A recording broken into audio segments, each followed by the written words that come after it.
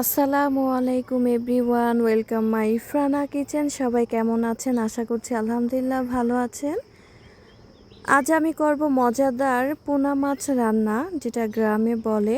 আমি মাটির চুলায় না গ্যাসেই রান্না করব, এটা গ্রামের বাড়িতে রান্না করেছি। আপনারা এভাবে খেয়ে দেখবেন এই মাছটা কতটা মজা লাগে, কতটা সুস্বাদু। প্রথম থেকে শেষ পর্যন্ত দেখবেন। প্রথমে মাছটা সুন্দরভাবে লবণ দিয়ে ভালোভাবে অনেকভাবে কেটে নেব, ধুয়ে নেব সুন্দরভাবে। ধনিয়া কুচি নিয়েছি, পেঁয়াজ কুচি নিয়েছি, কাঁচামরিচ, টমেটো কুচি সব কিছু নিয়ে নিয়েছি।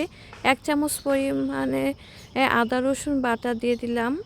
এখানে আছে আধা কেজি পরিমাণে মাছ, 1 কাপের কিছু কম পেঁয়াজ কুচি, কাঁচামরিচ 4-5টি কাটা, টমেটো 1টার মতো পরিমাণে, কিছু ধনিয়া কুচি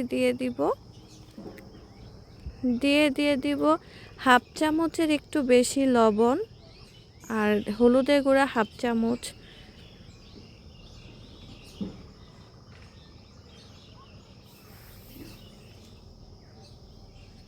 মরিচের গুঁড়া হাফ চামচ,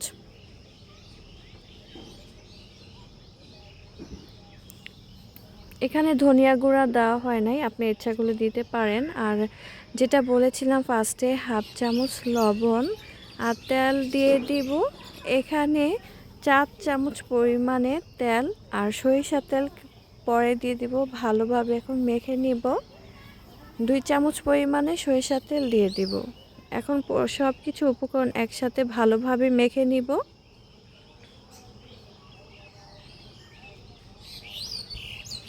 সব কিছু একসাথে ভালোভাবে মাছগুলো মেখে এটা পানি দিয়ে কুক করে নিব। এটা খেতে খুবই মজা। এই মাছটা খেয়ে দেখবেন কতটা ভালো লাগে। বেলে মাছ, ছোট পোনা মাছ, সমুদ্রের শকুন পোনা একসাথে মিক্সড করা, কিছু সাথে চিংড়ি মাছ আছে, আর একটু সামান্য হলুদ দিয়ে পানি দিয়ে দিলাম 2 কাপ পরিমাণে। 2 চামচ পরিমাণে সরিষার তেল দিয়ে ভালোভাবে একটু নেড়ে চেড়ে চুলাটা অন করে দিব।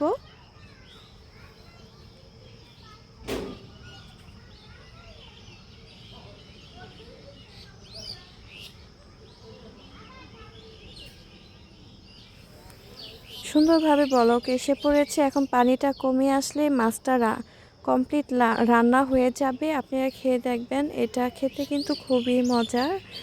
ছোট মাছ রান্না হয়ে গেছে, পোনা মাছ।